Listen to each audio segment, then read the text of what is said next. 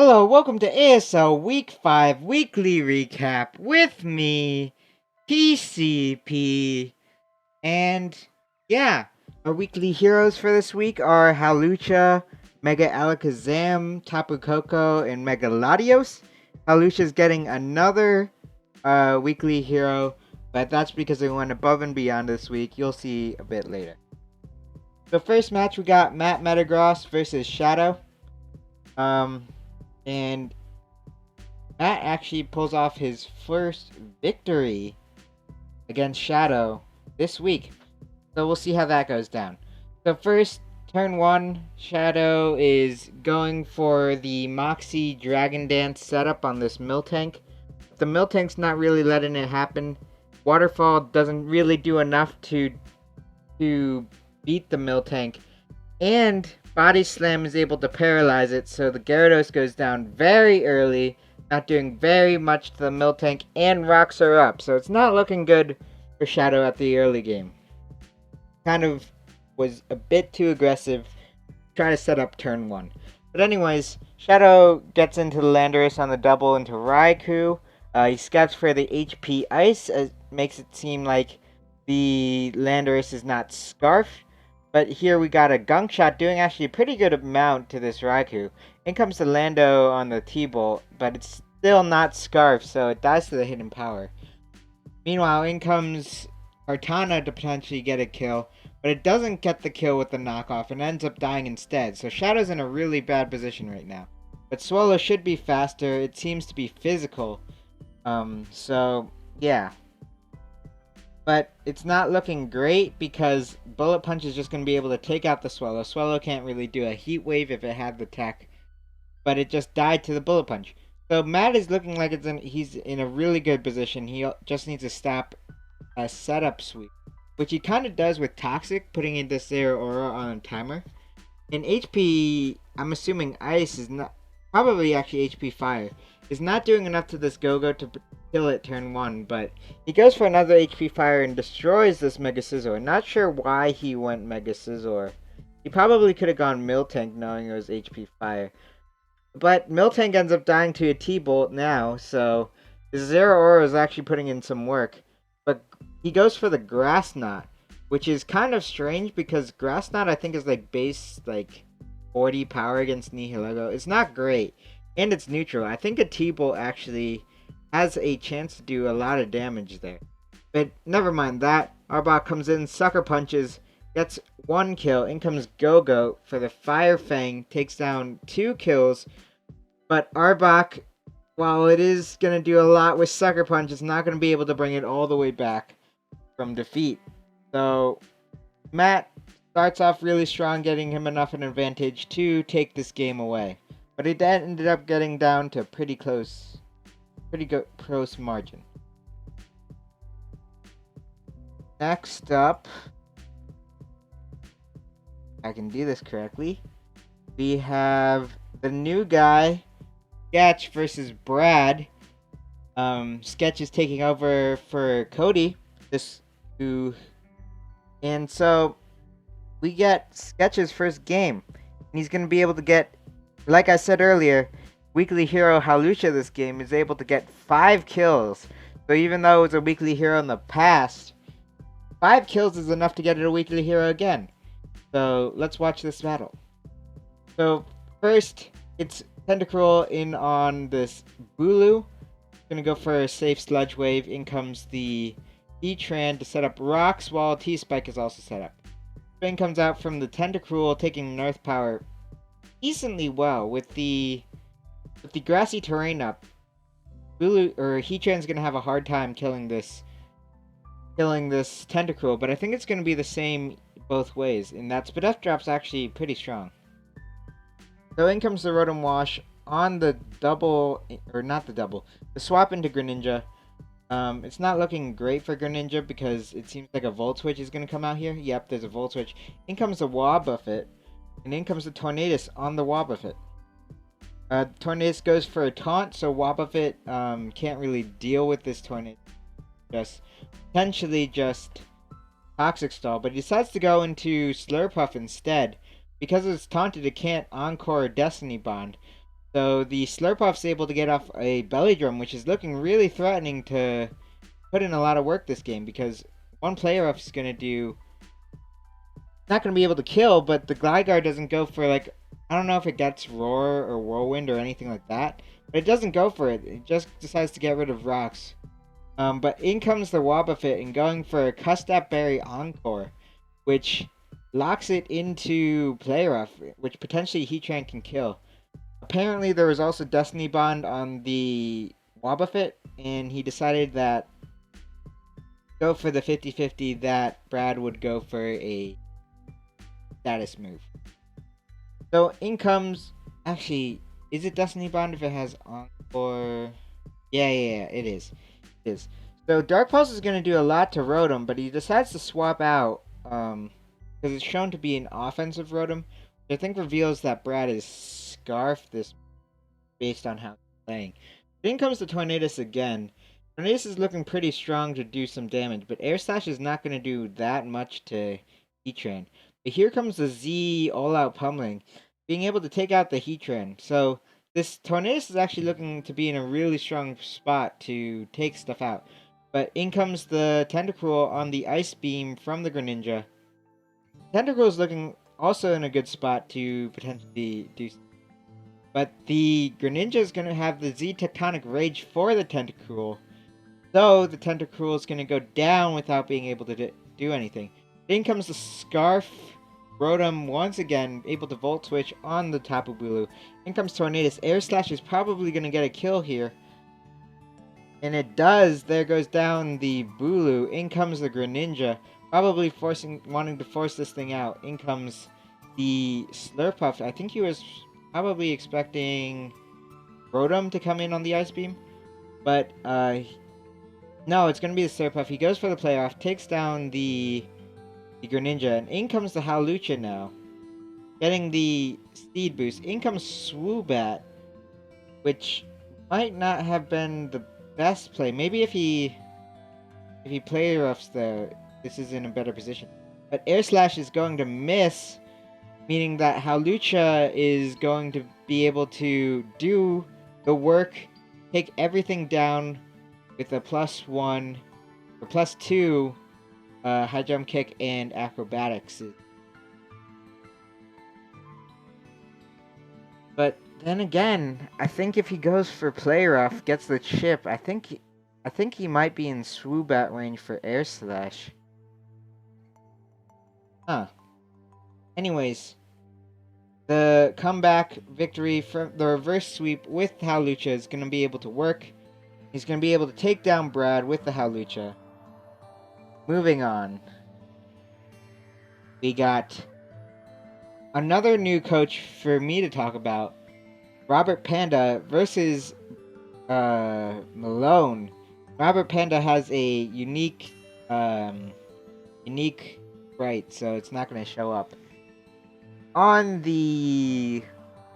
like his player thing. That's why it's like a blank spot right there. Anyways, starting up, we have a Cryogonal League against the Galvantula. This is pretty good for Cryogonal because if he sets up webs, then he can spin them away, but he sets up a light screen instead. He goes into the Heliolisk on the Thunder Wave, able to pretty much neutralize this. He goes into Lando knowing that it's because he went faster with Heliolisk and that the Volbeat had Prankster, that he was probably going for a Bug-type move. Anyways, he swaps back into Heliolisk, goes for a Volt Switch. Malone doesn't Mega Evolve, probably expecting a Surf, trying to live that and trying to get damage off, but it's not going to do a lot with the light screen. Anyways, Toxapex is going to be able to set up a T-Spike on Malone. This Cryogonal is going to set up a Reflect to live the Gyro Ball, but dies to the Rocky Helmet and isn't able to get, because he died to the Rocky Helmet, his Rapid Spin was not able to get rid of the rocks. The rocks are here to stay for Malone, but so are rocks for Robert, because I believe Malone doesn't have any hazard removal on it. Anyways, in comes the Toxapex on the Protect from the Ferrothorn. Ferrothorn is looking to Leech Seed again on the Zam. Probably now expecting an HP Fire. Actually, why does he... I don't know why he went into Volbeat. Probably for a sack. Anyways, in comes Cofagrigus, threatening to potentially be like Trick Room shenanigans. But he goes for the block on the Heliolisk, showing that it's probably not Trick Room, because if he's Trick Room, Nasty Plot, block, it probably doesn't fit it. And yeah, there's Psychic. So unless if his only coverage move is Psychic, I don't think this is Trick Room. But anyways, he goes for the rest. And going back up to full, looking to be a Trapper set that wasn't able to trap, I guess. Anyways, T-Bolt's going to be doing a lot from Heliolisk. With the Life Orb, it's going to do enough damage to 2-hit KO. And Heliolisk is looking really threatening. In comes Diancie. Diancie could potentially be faster, but this time it Mega Evolves. Goes for the Moonblast. It's the Toxapex, not doing a lot. But anyways, Earth Power is going to do 51%. Not going to be enough to beat this Toxapex outside of Leftovers Recovery with Recover. So Recovers plus this Toxic Spike is pretty much going to be able to win the game. I don't think Malone can do much outside of Bruxish to bring this back. But in comes the Zam once again to start showing why it's a weekly hero, as it's going to get 5 kills this match. So it takes down the Galvantula with the Psychic. It doesn't seem to have Shadow Ball as it goes for the Psychic on Bruxish, but it is faster than the Bruxish and is able to live a +2 Aqua Jet. So Bruxish goes down. In comes Ferrothorn. We know he has the hidden power of Fire, so it's not going to do much good for Malone to protect here. Just, I guess, saving turns. Ferrothorn goes down. In comes Diancie. Diancie's probably not going to live a Psychic at this range. And Alakazam is going to be able to pick up 5 kills with a end of the game. Meanwhile, moving on, I messed up the document. We have Texas versus Blurge. And this is Texas's first win. He's able to get it off of Blurge this match. And Tapu Koko is actually a weekly hero for this. So, in comes the Suicune versus the Skarmory. It seems like Texas is wanting to set up some hazards, but he just goes for the Whirlwind, probably expecting a Calm Mind right away from Blurge. Anyways, he goes for a Toxic on the Pangoro, but in comes Celesteela to take that hit.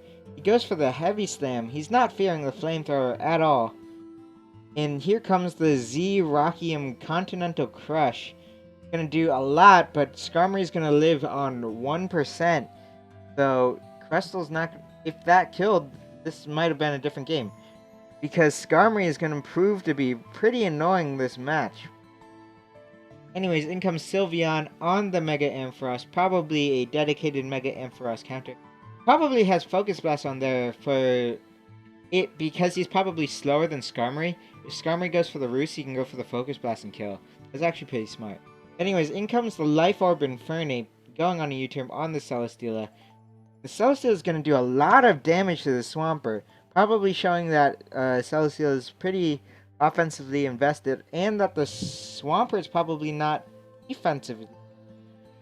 But anyways, there's going to be a miss on the Blizzard. There's no hail to make it 100% accurate Blizzard, so that's going to be unfortunate, missing 2 Blizzards on the Sylveon, which would have been pretty huge. But anyways, in comes the Mega Ampharos, probably trying to go for his plan. Mega Ampharos is probably a dedicated Skarmory check, but he goes for the Iron Tail and misses. Blurge is not hitting a lot of moves today. The Iron Tail is probably meant just to chip down. I doubt it kills Sylveon. Though it probably doesn't matter much in the long haul, because the Wish would have healed Sylveon pretty much back up to full. But he probably wouldn't have stayed in and let it die.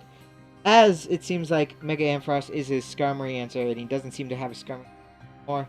Just going for Heavy Stems, which kind of tells us that he might be offensively, maybe choice locked Celesteela, maybe like Bandit or something.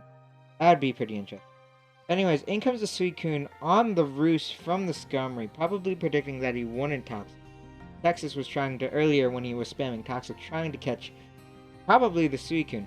But in comes the non, what is it? Hail warning? I forget what the ability is. But he isn't able to set up because the Skarmory's Whirlwind is going to be annoying. And once again, you have to think, if that Z-Rock had killed the Skarmory, this might have been a different game because Texas is in a dominating position. But anyways, the Pangoro is going to be able to set up and go for a Drain Punch, which is kind of threatening. In comes the Infernape to go for a close combat and is able to take it down. But if it lived, that would have been probably a Drain Punch and getting up to a lot of health. Anyways, but the Life Orb is probably what determines... Yeah, the Life Orb is coming in really nice this week. There's been a lot of Life Orbs this week into breaking down people's teams. So that Life Orb Infernape is probably... The Life Orb damage is probably what caused the Pangoro to die at +1. Anyways, it seems to not be choice locked as it is a Flame Charge set. But it's still going to be slower than this... Slower than the Smeargle, which is going to be a problem. Because now it's not going to be able to sweep. If it's slower than Smeargle at plus... Was it Scarf? Smeargle? Because I have to assume that at +2 speed it would be faster than Tapu Koko. So maybe that was Scarf Smeargle to glare the Flame Charge Celesteela. But you have to think, if it was faster, maybe that was like a misprep or something. But at +2, Celesteela is looking like it could potentially put in a lot of work. But it doesn't end up happening. Celesteela has gone down. Suicune's trying to do something here. With a +1 Scald to the Skarmory, doing actually a lot of damage. The Skarmory's finally able to Toxic the Suicune. Now it's in range of another Scald. But in comes Sylveon on the other Scald. Sylveon's going to be able to take it up really well. I think Sylveon has base like 130 to death. Don't quote me on that. But it's really strong on the specially defensive side. But another Wish is going to come out from the Sylveon. It's going to be able to pass into the Skarmory, getting it into range of Sturdy so he can Whirlwind out for essentially free. Lurge goes for the rest, which I think could be pretty smart. If his plan is to get to last mon, his last mon to be Suicune, he can no longer be Whirlwinded and he can potentially set up to win. Which could be a way that he could win because he might be able to... I mean, it's Life Orb Infernape, so he'd have to Scald that. He might have to get lucky with some stuff, but Texas isn't going to let it happen. He goes into his physical Koko, which pretty much ruins any hope of the Suicune being able to win with the Calm Minds. He's going to die to a Gigavolt Havoc, which was probably meant to take down Suicune in the end. Moving on, we have Peach versus Brett. I believe Peach wins a 1-0 victory with 5 kills on Mega Gallade. So Did I forget to put Mega Gallade on the weekly hero? Ah, shit. Ah, shit, I did. Well, Mega Gallade should be a weekly hero. I might edit that in post to put him somewhere on there. Oh, man, I messed up. Anyways, Mega Gallade's gonna get 5 kills this game. In comes the Togedemaru. There's a lot of 5 kills mons. There was Hawlucha, Zam, and Mega Gallade. That's pretty good. Anyways, Togedemaru is going to come in and U-turn on the regular Manectric on Mega Volt. In comes the Druddigon, taking nothing, pretty much nothing at all from that Volt Switch. I think it might be, not a Saltfish, but it might be Spidef in best. But in comes the Tapu Fini on the Mudsdale, and it's going to go for a safe Moonblast. Moonblast pretty much hits everything neutrally or super effectively. In comes the Power Whip on the Togedemaru. Iron Barb's damage is going to do quite a bit, and he's going to go for the Iron Head Flinch, but he isn't able to get it as it's going to be able to synthesis. Iron Head is going to come out again on the Mudsdale, doing a pretty good amount, but it's going to get the stamina boost on that Mudsdale. In comes the Tapu Fini Coming in on a Roar. The Roar's probably just going to try to get some more chip damage, as he probably expected the Togedemaru to switch out. But the Earthquake's going to come out, kill the Togedemaru. In comes the Tapu Fini for free this time. He's going to set up a Reflect, as Mega Gallade comes in with a Reflect, which is kind of threatening. But we know that the Mudsteels has the Roar, so he's not going to be able to Swords Dance for free. But in comes the Tapu Fini again, probably expecting the Roar this time. Yeah, and Mega Gallade's coming in again, so Mega Gallade and Tapu Fini. Wow, I just had like 3 voice cracks, I think. But anyways, Mega Gallade in Tapu Fini is going to be able to finally take this Mudsteel down. That stamina boost really slowing down this game a bit. But in comes the Mega Magnetric. Showdown seems to be the dedicated Mega Magnetric swap-in. And it's going to be able to Sucker Punch, get a bit of chip in before the Volt Switch. That's pretty much all he needs to make it so that this Magnetric is on quite a bit of a timer. But a Gunk Shot miss is going to be unfortunate, as Primarina is going to go for a Moonblast. Gunk Shot probably does a good amount of this Primarina. But in comes the Mega Gallade. Not exactly sure why, because I have to... Oh yeah, Leaf Blade. I have to assume that Primarina lives that normally. But in comes the Volcarona on the Komodo. Probably his dedicated Komodo answer. But it's not going to be able to live the Dragon +1 Dragon Claw after rocks. In comes the Tapu Fini. Komodo is going to go for a Z Acid Downpour, destroying that Tapu Fini. In comes Donphan. Donphan hasn't come in the entire game. This might be the actual answer. Rock Polished Donphan. So I guess this is... this is what he wanted to win with. But that Gunk Shot from earlier missing is going to show up again. Allow Primarina to kill. But I think because Primarina just took that hit, it's not able to live a Leaf Blade anymore. So it's going to go down to the Mega Gallade. In comes the Miss Magius. And the knockoff's going to be able to kill that. It's not Scarf Miss. In comes the Delmise, and knockoff's going to be able to kill that again.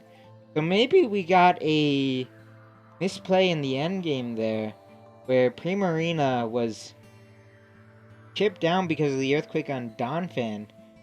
Allowed this Mega Gallade to clean up, get 5 kills. Anyways, moving on to our second to last game. We have Static versus Bash. And Static is able to get a 3 kills with Megaladios. Wait, what? Why does it say... No, Bash is going to be able to get 3 kills with Megaladios. And that's going to be another weekly hero for this week.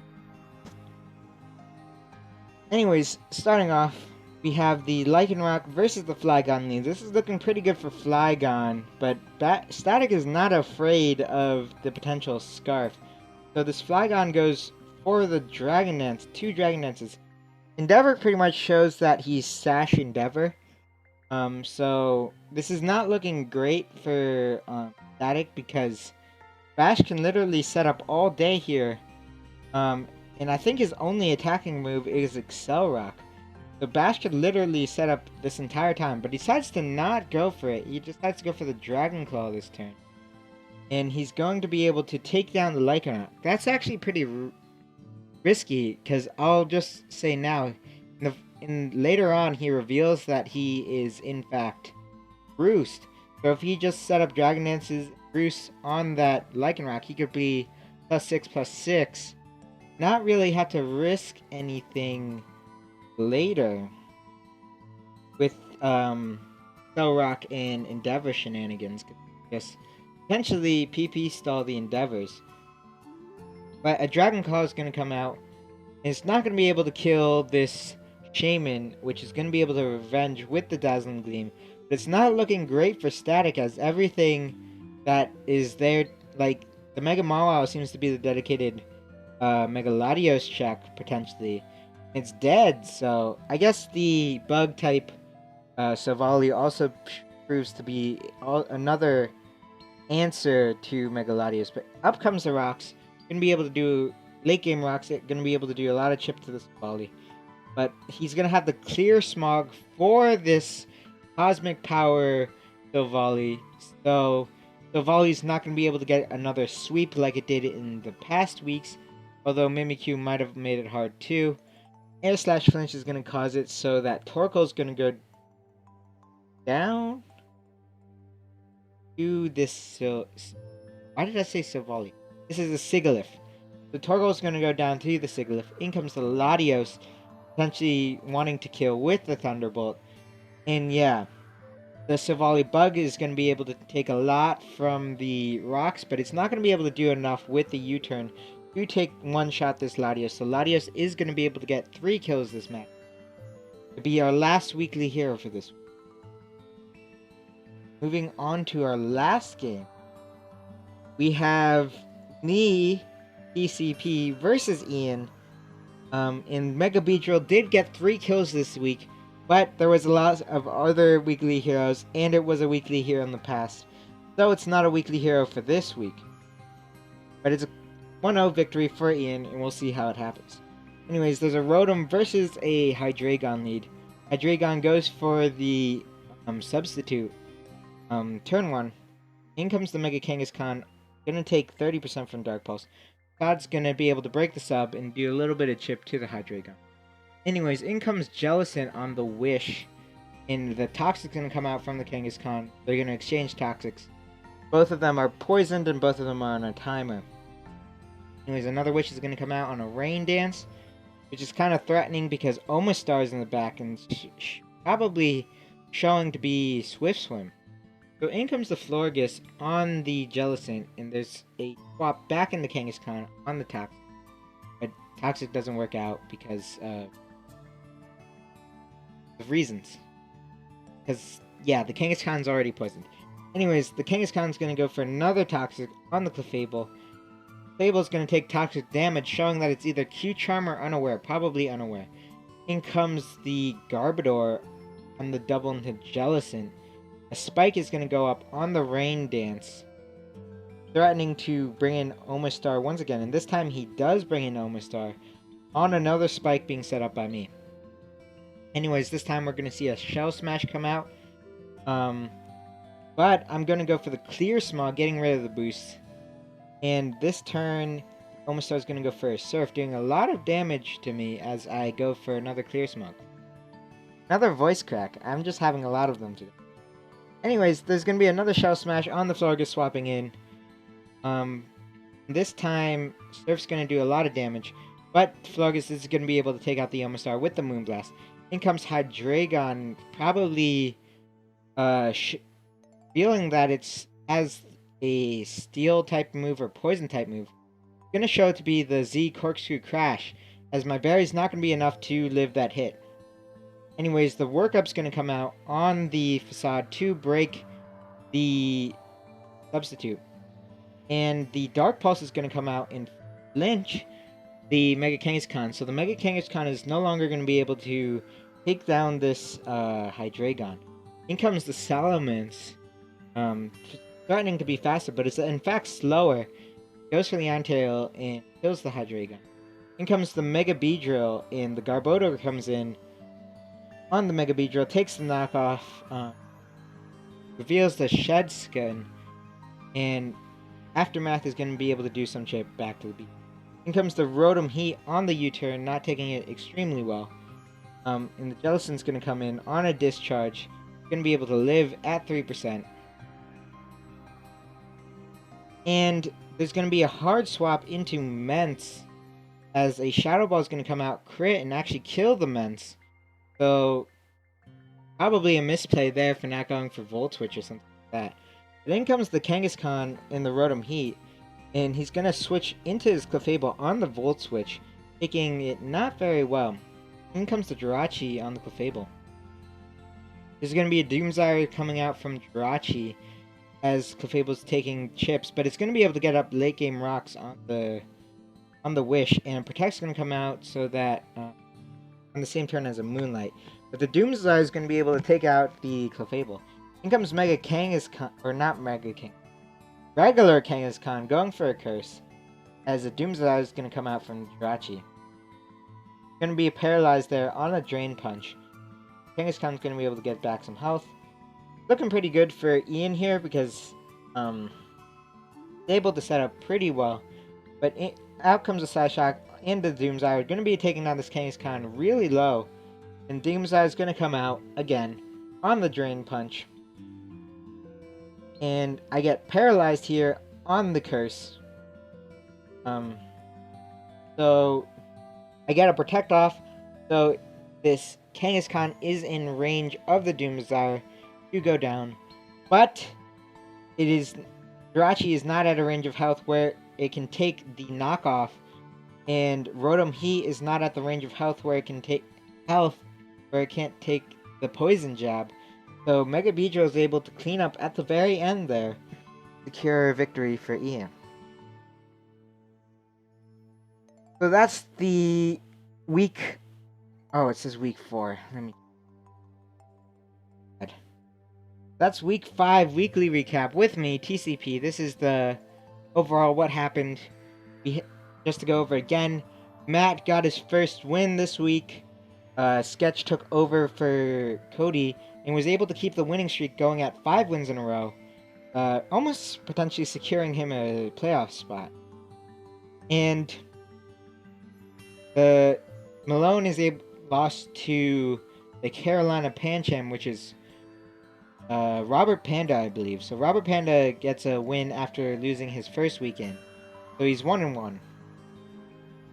Texas is going to be able to get his first win this week against Lurge, which is nice for him. So he might be back into the running if he's able to do a really nice season for the rest of this. And Brett is going to lose to Peach, being his 5th loss in a row, which is really scary.